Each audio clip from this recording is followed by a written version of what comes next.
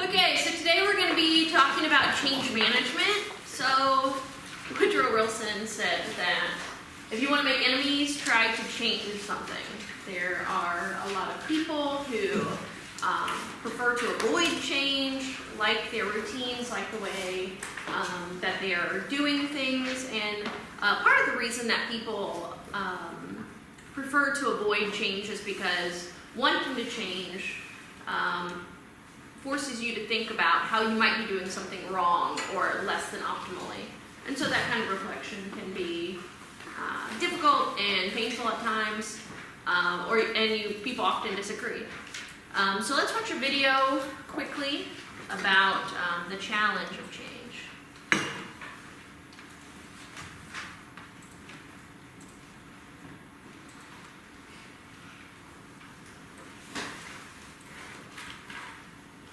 When Julie Morat, the Chief Operating Officer at Children's Hospital and Clinics in Minneapolis, announced that she was going to lead a major change initiative on patient safety, one possibility would be that everybody would stand up and cheer. It's actually not what happened.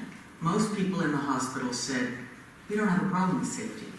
We're a children's hospital. We're great as we are. And she was an outsider. She had just taken this job. She'd been on the job maybe a week or two when she started getting out there and talking about her vision. So enormous resistance to the vision. What did she do? I think a lot of people in her shoes would have put their fist down and say, you don't understand. You do have a problem. Every hospital in this country has a problem because the work is complex. The patients are not safe. There's lots and lots of errors that occur. Many of them are underground. She didn't do that. What she did instead was say, maybe you're right. After all, I just got here. Maybe there isn't a problem. So let me ask you to reflect on your experience last week with your patients in the wards. Was everything as safe as you would like it to be? And then she said, my office became a confessional. So if I think about that, what happened there is instead of just pushing back on the resistance and saying, come on everybody, get on board, she said, A, maybe you're right, honored their experience. 2, inquiry. Let me ask you to reflect on your experience, very concrete, last week with your patients, and then the aspirational question. Not was it unsafe, but was everything as safe as you would like it to be? And then everybody started coming forward thinking, you know what? It isn't. I think there's several reasons why leading change is surprisingly difficult. One is that most people don't fundamentally feel that the way they're doing things now is wrong. So in order to agree that we have to change, I have to agree that what I'm doing now is wrong or deficient in some way. So it's quite a lot for people to take. And so people have to accept the idea that the new way is going to be better, not just for us, but for me. And that can be a tough challenge. The other reason why leading change is surprisingly difficult is because of the complexity of changing so many things at once. In an organization, everything is interconnected, and when you change a part over here, it has unintended implications for a part over here. And so that implies a very high level of thoughtfulness and planning and figuring out how we're going to move forward so that we don't create more problems than we solve, and at the same time recognizing we can't plan it all out in advance. Nobody can effectively see into the future, and so we have to move forward into this uncertainty that's the future and the even greater uncertainty that's change, and to some extent allow people at the front lines of the organization and throughout to figure out and solve problems on their own without being told exactly what to do. And many leaders aren't quite ready for that yet. So driving change in your organization is really big. The bigger the change and the more people it affects, the harder that is. But you do need to get buy-in from everyone, not just leaders. So let me give you an example. I've done some consulting, and we worked with Tempur-Pedic and Sealy when they merged. Tempur-Pedic acquired Sealy mattresses. Tempur-Pedic was a real luxury brand. Sealy was kind of a generalist. They had lots of different mattresses, some of which were luxury, but mostly not. And what we found was that their communications were all about, oh, this is great for the organization. This is really going to benefit both Tempur-Pedic and Sealy. Here's these big strategic plans. And they sent that out to everyone, not just management. But what they didn't do was funnel that down through the organization. So they didn't have meetings where leaders got together with their subordinates, and then their subordinates got together with their subordinates, et cetera, to kind of funnel that vision down and also the concerns. So that's a great way to hear people, is to say, you know, here's the vision, here's why we're doing this, let me hear your concerns. And that's a really nice way to reach everybody and to actually hear what they're worried about, what they're feeling uncertain about, what they think might not work, what might not be a good idea. That way you can get buy-in from everyone, and also not just get buy-in, because if you think about a merger where two equally sized firms are coming together, you not only need people to see that it's good for the organization, they're also feeling a lot of uncertainty about themselves. Well, what's my job? How is it going to change? Is my job still going to be around?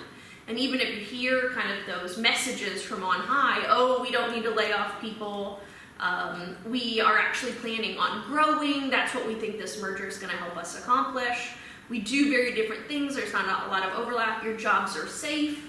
And even if you see that kind of play out, you still feel that uncertainty. And so being able to kind of have meetings that funnel down the organization where you get heard and your input gets taken into account, where you get a chance to address your concerns and hear reasons why you should buy into the change, those sorts of things can be really helpful, because a lot of times change is not so much about the strategy, it's about the people implementing it.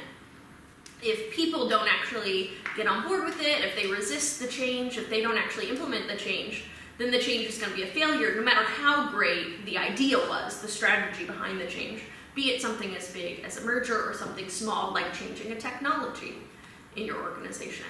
You need the people, especially people with boots on the ground, to really buy into it and then be able to adapt. So as the video is discussing, right, there's a lot of uncertainty. If you think about, for example, this merger, a lot of people were feeling uncertain. How is my job going to change? How's my department going to change? And early on in a merger, there are just no answers for that yet, right? We've decided to do this. We're coming up with a game plan, but I can't answer everything for you. So in town, Lyft is going to be acquiring Biketown, and there's a lot of uncertainty. So I've talked to some of the employees at Biketown, and there's a lot of uncertainty. What does this mean? How's the culture going to change? Am I going to have to move? Is my job going to change? Things like that. And there are just no answers yet, right? And so kind of trying to quell that uncertainty is difficult. Hearing people is helpful, and trying to give them as much information as you can, as soon as you can. But people in organizational changes, especially big ones, have to live in kind of this world of uncertainty. And not everybody's comfortable in that place, and a lot of people leave during organizational changes. And so that's something that you want to keep an eye on. Trying to quell people's concerns, hear them, address them, their concerns, give them information as soon as it's available, but also being sure that they know, even though I don't have answers to your questions, I have your back, I understand your concerns, and I agree that this is the direction that we want to go, that we want to preserve our organizational culture, or that we don't want to lay off people, right? These sorts of things. But sometimes that's as much as you can do, is hear people and agree that you're going to fight for their concerns because there are no answers or decisions made yet.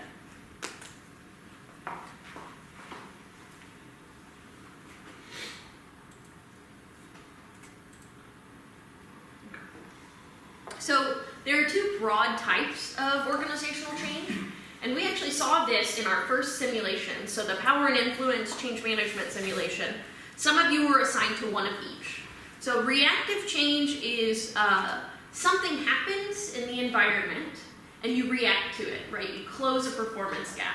So for example, some of you were assigned to a situation where something happened in the environment, and you were reacting by trying to come up with and implement this green line of sunglasses, right?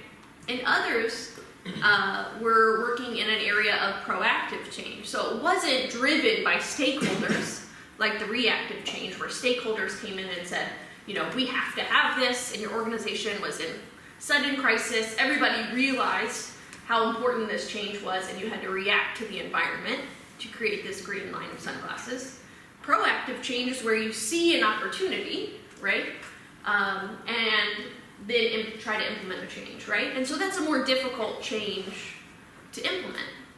So those of you who were in the simulation, who were assigned to the proactive change, you saw an opportunity that maybe you could increase your market share and have a better product by having this green line of sunglasses, and then you felt the uphill battle to convince people, right? But when you're reacting to stakeholders who say, you know, you're going to lose a third of your business if you don't implement this green line of sunglasses, well, then that's an easier sell to the organization, right?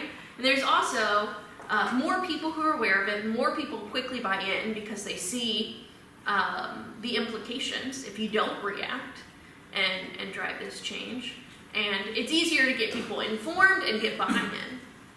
Whereas with proactive change, it's more of an uphill battle, right? People are thinking, well, I don't really know if this is important, right? I don't have a stakeholder yelling at me, telling me, you know, you're going to lose a third of your business if you don't do this. So people are more hesitant, right? And so there's different types of organizational changes. I'm going to tell you a little bit about them, and I want you to, as I read through these and tell you a little bit about these different types of organizational change, I want you to make notes about if you've experienced any of these changes, right? So we're going to have you reflect a little bit, and we're going to talk as a class about some of your experiences with organizational change. Some of you may not have had such experiences, but we can pair you up with people who have, and we're all going to kind of talk about those experiences together and how they went. So I'm going to read through these, and while I do, think about whether or not you've experienced any organization that you've worked with, or maybe even your parents have worked with, who has had one of these kind of changes. Okay, so one is a cost-cutting change, right? So essentially you need to cut costs, you need to eliminate non-essential activities, you need to potentially be the cost-cutting measures, cutting employees, cutting other expenses. You may cut expenses that are capital, so you may get rid of equipment, or you may move into a different building that you already own and sell off the building, right? These sorts of things. You could outsource. A certain department could then become outsourced, so you're cutting costs that way. You could start partnering with another organization in order to cut costs and find overlap in where they can perform a function that they already do, and you can outsource kind of that way by partnering with them. You can create alliances, you can negotiate contracts, or other people can negotiate contracts with your company and try to cut their costs that way, right? These sorts of things. So cost-cutting change is one type of change. Another type is process change, and we've talked a little bit about this, about how this is one of the types of change that you often need to implement in your organizations, but you may not think of it, right? So part of your as a leader is to maintain the status quo, put out fires, these sorts of things, make sure that the ship stays afloat, and your other job is to try to drive innovations and changes to make the life of your employees better. Now, some of those changes may be cost-cutting change because you are over budget, or the organization is telling you that you have to cut costs in certain ways, or maybe you want to cut costs over here so you can spend more and invest more in a different area. Another is process change. So, in other words, changing the way that things get done, working with everybody along the process, not just those within your formal authority, within your formal hierarchy to make those changes, but having to reach outside of your organization or of your department and try to get buy-in from those along the steps of the process. So that's process change. And that can be through getting a new technology. It's not just having individuals do something differently, but it could be getting technology, and that's something that we see a lot in manufacturing, right? Implementing new technology. Another is structural change. So these attempt to reconfigure the organization. So you have this more formal organizational structure, certain departments, your organization has this many levels that people can get promoted to, different ranks, and one potential type of structural change is to make your organization more flat, right? So you have fewer ranks in the organization, or you may merge departments. You may create departments based on process rather than normal functional areas like marketing and sales. Okay? So that's another thing you can do, and that often involves things like laying off employees, right? Or demoting people because you now have fewer ranks in your organization, such things. Okay? Another is cultural change. So the culture of the organization's values, the norms, how it's appropriate to behave in an organization, how the organization relates to its employees, changing those sorts of things is another type of change, a culture change. So it may be that your organization is not very participative.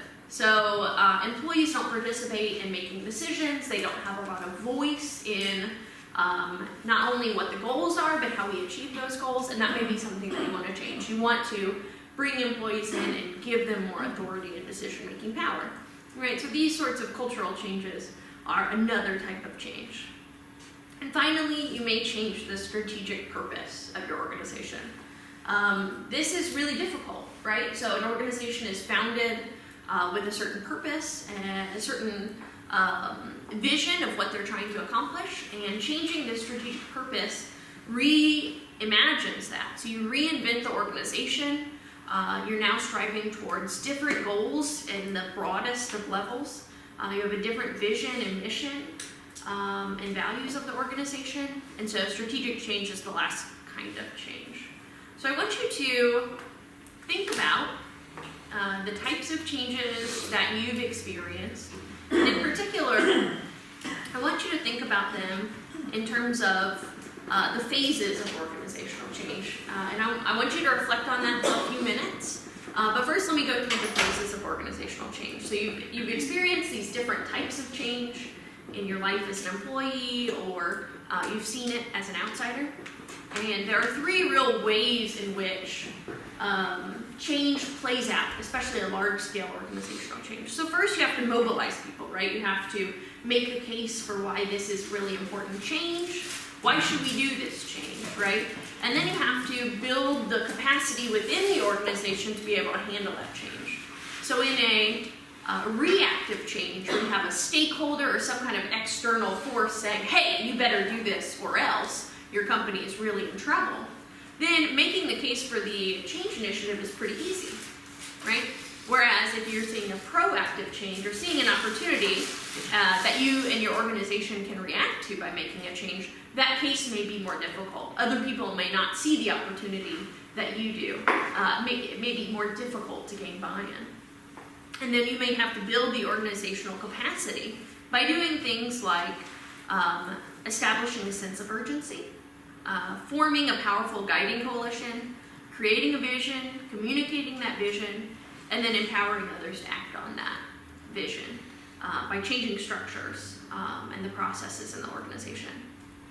Once you've done those things, once you've helped people see the need for the change and helped change organizational processes and communications so that people are ready for that change, then you actually move on to initiating the change, right? So you start initiating the change, you get more momentum for how the change is playing out, and then you continue to preserve and build on those changes, the success. So you might plan, especially short-term wins as you're trying to build momentum.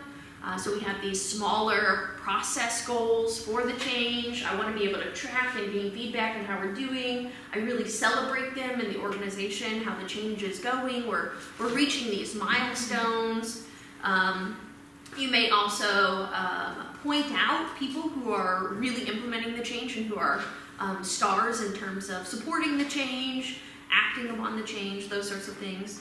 And then you're consolidating improvements so that you continue to build upon the change. And finally, the last stage is you institutionalize the change. So we have not only made the case for why this change is important and created an environment in the organization where it can take place, and then driven change, build momentum by reaching these smaller goals, celebrating the goals. Finally, the change has really happened, and it's time to institutionalize it by making sure that this process stays in place, or this technology is widely used, or these two organizations are now working hand in hand, especially in certain departments like engineering and marketing and sales, right? So institutionalizing those things. Let's do a follow-up video about the same change that we've heard about in terms of an example of setting the stage for an organizational change.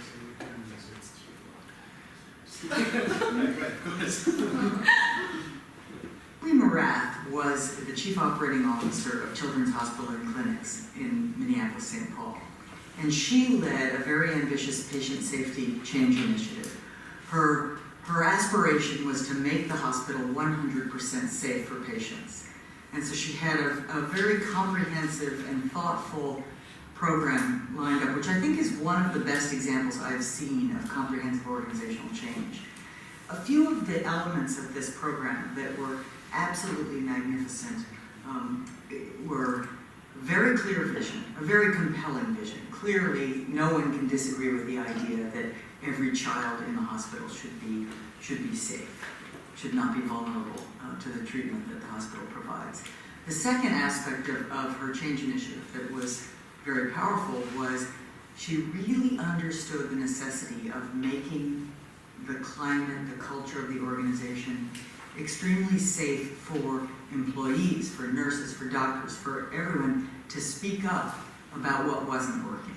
So she created something she called blame-free reporting, which was a new policy, a new program in which nobody could be penalized for reporting something. It doesn't mean that nobody could be penalized, period, for anything, for negligent acts, for blameworthy acts, but all reporting was hereby not to be penalized anymore. So the second aspect was this use of blame-free reporting to create a safe environment.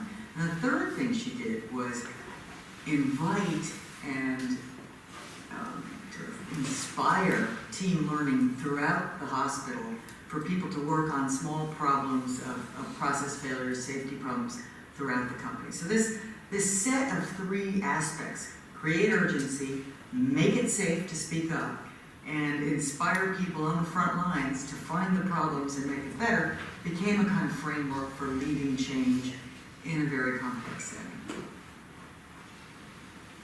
So that is an example of those first couple phases, right?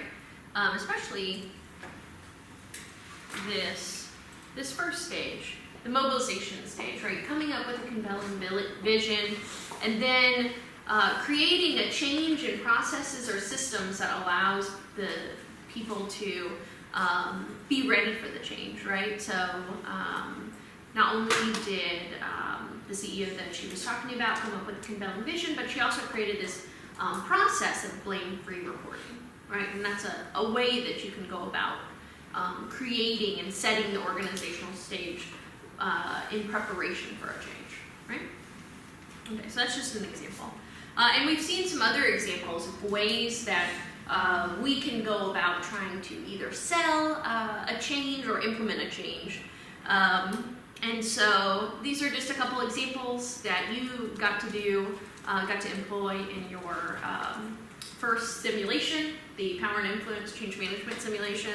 Things like walk the talk, right? So it's really important to live the vision, right? You can't be seen as a hypocrite as a leader. You need to be living the vision. So in Matt's example, where you want an environment where people are more cohesive, where people can speak to each other, and the leader is more part of the team, right?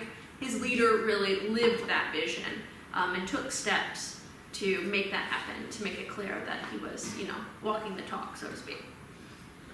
You can get an outside consultant support or higher up, some kind of authority, internal organizational authority support for your initiative. You can do interviews to find out why people like or dislike the idea of the change, right? So in my example of a merger, it's a great idea to do interviews, especially meetings down the chain of command, so that you can find out what concerns people have, get their feedback, and take that as you move forward in a large-scale organizational change where decisions are continuously being made and uncertainty is pretty rampant, right? You can send out email notices, hold town halls, provide skill building, things like that. Conduct a pilot project. So one example, a lot of times certain departments or areas or maybe even certain locations in an organization seem more ready for a change. And so in that case, it's very wise to pilot the change in such a place where people are really more prepared for the change, more bought in. The processes are more conducive to implementing the change. So those sorts of things, creating pilot product or project, telling a success story, clarifying the values, building a coalition of support, that's something that we'll talk about in a minute. Recognizing an adopter or recognizing people who are stars and adapting the to the change, who are selling the change and really believe in the change, these sorts of things. So we've seen some examples of this. And as a leader of a change, or a successful leader of a change, there are a lot of things that are important for you to be seen as and to do. So first, you need to be seen by others as trustworthy and competent. We've talked a lot about this, about how not only should you be seen as kind of an expert and intelligent and knowing how to do things in an organization, knowing how the processes play out of your subordinates, these sorts of things, but you also need to be really trusted by your employees, have a relationship with them, even if it's just a productive working relationship with your employees. You also need to have a big picture perspective. Organizational change takes time, and understanding the long-term goals and making sure that as you make decisions in the short term, create short-term goals and successes, that you have that long-term vision in mind. You need to provide a clear and compelling vision for your employees of what the change is going to look like, why it's necessary, how it will benefit not only the organization but also employees. So that's something that I mentioned, that Tempur-Pedic and Sealy, when they merged, they talked a lot about how it was going to benefit the organization, but failed to even consider how it was going to impact employees, and certainly didn't speak to them about their concerns about how it was going to impact them, what the plan was for how it was going to impact them and their role and their future career in the organization. So being able to not only understand but also speak compellingly to employees about how it's going to affect them and their organizational careers is important. It's also really important to understand who you should reach out to and bring in to support your change. So building a coalition is really important, and we'll talk about that some more in a few minutes. Making sure that you can align your employees and other stakeholders, as well as motivating others to achieve the change vision. Seeing opportunities for when small problems come up, how can you diagnose those opportunities or those threats? How can you make them into opportunities and sort of. So there's this idea, right, that a small group of thoughtful, committed people can make big changes. So what kind of people would you want to be change leaders in an organizational change, right? So we need to first build a coalition of people to really go out and support the change. Who would we want to be our kind of change leaders? Be they people who are helping make decisions on the change, people who are reaching out into the organization to help drive the change and address people's concerns. And we've talked about a lot of these people. Who would you want on your coalition, right? You want senior leaders. You'd also want line leaders. You want people with the relevant expertise. You want those with a lot of different opinions who can analyze and address the problems creatively, including people who are on the front line doing the changes, right? You want that kind of diversity of perspective, what problems might be out there and how we can solve them. You want people with credibility who are well connected, not only to decision makers, but to the people in the organization. You also want those with demonstrated leadership skills, and you want people who are able to put the organization's interest and the interests of the department over their own personal interests.